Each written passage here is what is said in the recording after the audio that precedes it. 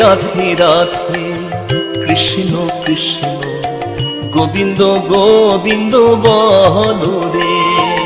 জয় রাধে রাধে, কৃষ্ণ কৃষ্ণ গোবিন্দ গোবিন্দ বল রে। কৃষ্ণ কৃষ্ণ কৃষ্ণ কৃষ্ণ কৃষ্ণ হরে হরে, হরে রাম রাম রাম রাম রাম হরে হরে।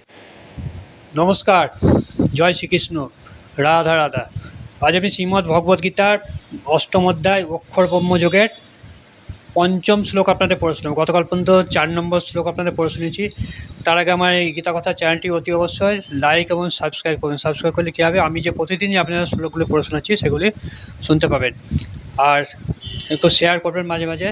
শেয়ার করলে কী হবে, কি আপনি এটা সবাই যাতে শুনতে পায়, হ্যাঁ, সবাই শরীর ভগবানের গীতা পাঠটা সবাই যাতে শুনতে পায়, সেই জন্য এটা শেয়ার করলে ভালো হয়। শেয়ার করলে কী হবে, সবাই শুনতে পাবেন। শুরু করছি পঞ্চম শ্লোক। এই শ্লোকটি হচ্ছে খুবই গুরুত্বপূর্ণ। এখানে ভগবান শ্রীকৃষ্ণ বলেছেন যে মৃত্যুকালে কেউ যদি আমাকে স্মরণ করে, অর্থাৎ হরে কৃষ্ণ মহামন্ত্র জপ করে, তাহলে কিন্তু আমার কাছে সে যেতে পারবে, অর্থাৎ ভগবত ধামে চলে আসতে পারবে।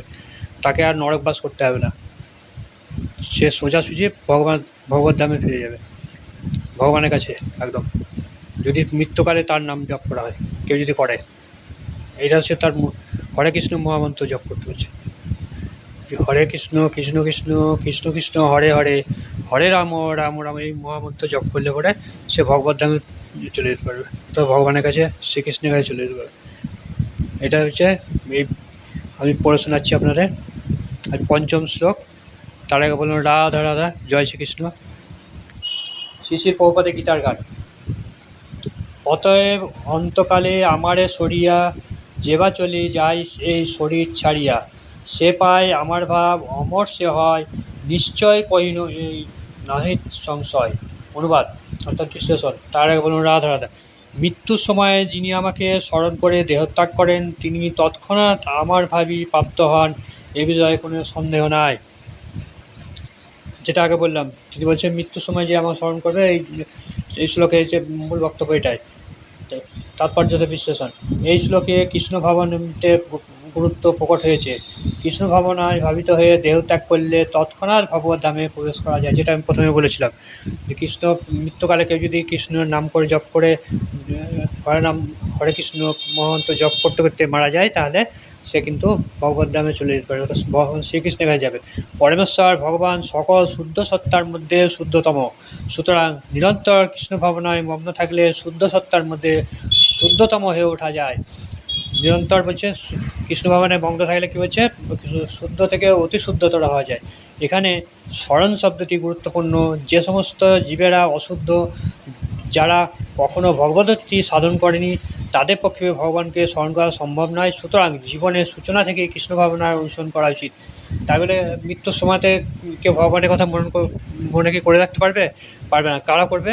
যারা চিরকাল ভগবানকে ডেকেছেন, তাদেরই খালি স্মরণটা আসবে। অর্থাৎ ভগবান সবসময়তে হরে কৃষ্ণ মহামন্ত্র জপটা কিন্তু ভগবান নাম করে তখন কিন্তু আসবে না, সবারই খেয়াল আসবে না, সাধারণ মানুষও আসবে না। ওই একদিন হয়তো ভগবত পাঠ গীতা পাঠ করলাম, তাহলে কিন্তু আসবে না। কিন্তু প্রতিদিন যদি গীতা পাঠ করা হয়, ভগবানের নাম স্মরণ করা হয়, তাহলে কিন্তু ওই মৃত্যুকালে ভগবানের নামটা আসবে, সেটা বলতে চাইছে। তাই বলছে শুদ্ধ ভক্তরা, যে সমস্ত জীবেরা অশুদ্ধ, যারা কখনো ভগবতী সাধন করেনি, তাদের পক্ষে ভগবানকে স্মরণ করা সম্ভব। যারা কোনদিন করেনি ভগবানকে, তারা কোনদিন ডাকতে পারবে না, ভগবান নামই আসবে না তারা মৃত্যুর সময়। সুতরাং জীবনের সূচনা থেকে কৃষ্ণ ভাবনায় অনুসরণ, তাহলে বলছে প্রথম থেকেই জীবনের সূচনা থেকে, ছোটো থেকেই কৃষ্ণ ভাবনায় ভাবতে হওয়া উচিত। জীবনের শেষে সার্থকতা অর্জন করতে হলে শ্রীকৃষ্ণ স্মরণ চর্চা অপরিহার্য। সেজন্য শ্রীকৃষ্ণকে মনে রাখতে হলে সর্বক্ষণ অবিরাম হরে কৃষ্ণ মহামন্ত্র, হরে কৃষ্ণ কৃষ্ণ কৃষ্ণ কৃষ্ণ কৃষ্ণ হরে রাম রাম রাম, এই কীর্তন করতে হবে। তাহলে কী বলছে, জীবনে যদি কৃষ্ণকে স্মরণ করতে হয়, তাহলে হরে কৃষ্ণ এই মহামন্ত্রটা সারাদিন জপ করতে হবে। শ্রী চৈতন্য মহাপ্রভু পদাঙ্ক অনুসরণ করে দিনের থেকেও দিন হয়ে, তরুর থেকেও সহিষ্ণু হয়ে, অমানী হয়ে এবং সকলকে মানদান করে সর্বক্ষণ ভগবানের নাম সমন্বিত মহামন্ত্র হরে কৃষ্ণ কৃষ্ণ কৃষ্ণ কৃষ্ণ কৃষ্ণ হরে হরে হরে রাম রাম রাম রাম রাম হরে হরে এই কীর্তন করার ফলে ভগবানকে স্মরণ করা যায়। শ্রী চৈতন্য মহাপ্রভু কি সারাদিন খালি হরে কৃষ্ণ মহামন্ত্র জপ করতেন, এই হরে কৃষ্ণ মহামন্ত্র। তার বলছে এই ভগবান কীর্তন করবে, ভগবানকে স্মরণ করে। এইভাবে সম্পূর্ণরূপে কলুষমুক্ত হতে পারলে আমরা মৃত্যুর সময় ভগবান শ্রীকৃষ্ণকে স্মরণ করার সম্পূর্ণ সুফল লাভ করতে পারবো।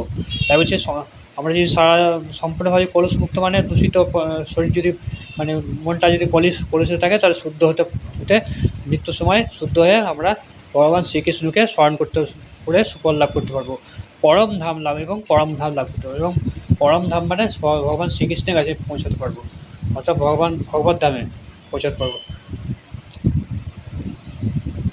ভগবানের কাছে বৈকুণ্ঠ ধামে পৌঁছাতে পারবো। এটা হচ্ছে মূল বক্তব্য পঞ্চম শ্লোকে। এখানে শেষ করছি। আর আগে বলুন রাধা রাধা, জয় শ্রীকৃষ্ণ। কেউ জয় শ্রীকৃষ্ণ লিখতে ভুলবেন।